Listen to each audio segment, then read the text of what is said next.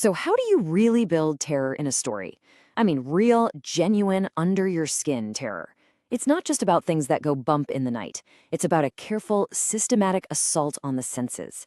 And today, we're going to tear down a chilling horror story, piece by piece, to see exactly how that's done. First, let's meet our guy Swastik.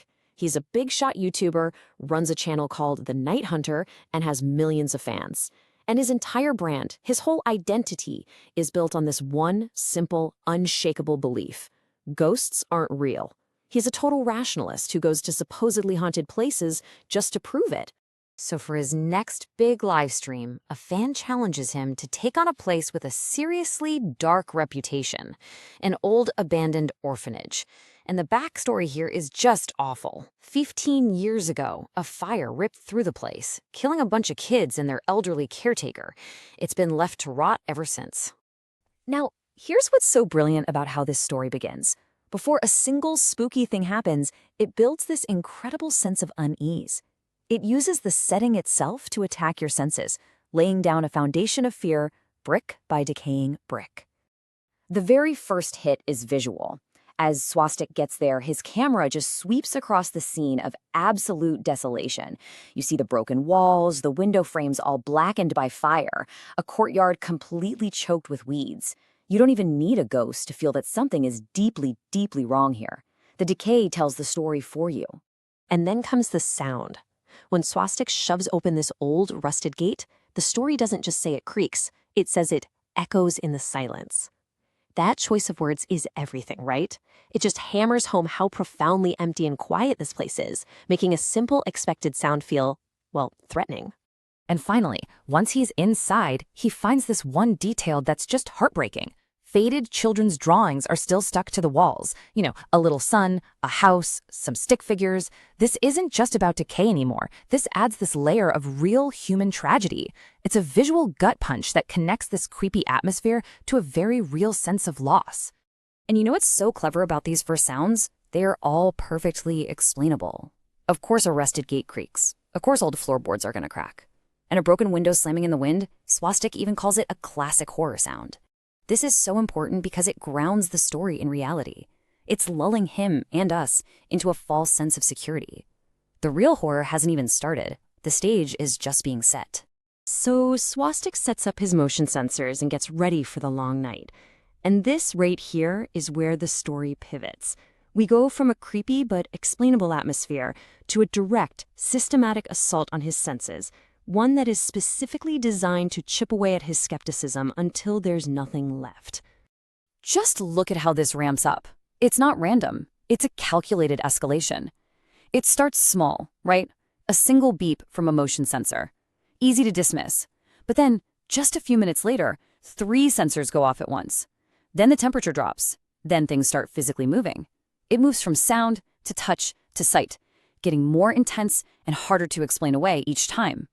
Now, this whole sudden cold spot thing, it's a horror classic for a very good reason. A sudden, measurable drop in temperature is a direct physical assault on the senses. It makes the threat feel real, immediate, and totally impossible to rationalize. It's not just the wind outside, the cold is in the room with him. And this right here perfectly captures the battle going on inside Swastik's head. For every single supernatural event, his rational mind is scrambling, desperately trying to find a logical box to put it in. A beep? Must be a rat. Moving furniture? Oh, it's just the wind. But this sensory evidence just keeps piling up, becoming more and more overwhelming, until his logical explanations start to sound pretty hollow, even to himself. And now we hit the peak witching hour. At 3:33 in the morning, the sensory attacks become so intense, so undeniable, that they lead to this final reality-bending twist. And it targets the one thing Swastik trusts above all else, his own camera. Think about this for a second. The terror is now being filtered through his own technology. His camera, the very tool he uses to prove his version of reality, is now showing him something completely impossible. The feed glitches out, and there she is, the caretaker, on the screen, standing right behind his own digital image. The horror isn't just in the room anymore. It's trapped in the screen with him. And this is where the story pulls its most genius move. The perspective suddenly shifts away from swastik's senses and lands somewhere totally different. The live stream chat. The truth, the big reveal, isn't for the protagonist. It's for his audience. And there it is, the moment the whole story flips. A single comment, posted from what looks like his own hacked account, turns everything we thought we knew completely on its head. It wasn't a ghost haunting Swastik. Swastik is the ghost. He died in a car crash on his way to the orphanage. This reveal is so incredible because it pivots the entire story. We go from an external ghost story to this deeply internal, existential horror. The focus is no longer on what Swastik is seeing and hearing in the orphanage. It's now about his own sensory experience of what he's become. And look at how this is done. It's this amazing three-step process.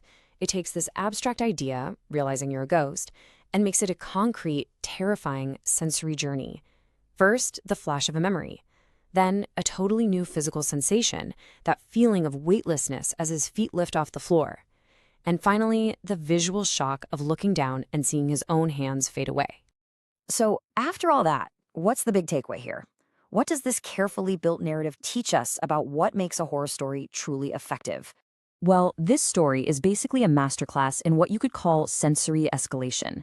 It starts with something believable, something external, the creak of a gate, a drop in temperature. And it methodically ramps up, getting more and more intense, until the horror becomes entirely internal and unbelievable, the actual feeling of your own body dissolving into nothing. And that leaves us with one last, pretty provocative thought. After this whole ordeal, this journey of absolute sensory terror, the story tells us that as Swastik's ghostly form fades away on camera, his face shows not fear, only peace. He's being guided away by the spirit of the caretaker. So it leaves you wondering, if the ultimate horror is the disillusion of your own self, how can it end with a feeling of calm? And what does that tell us about the real nature of fear itself?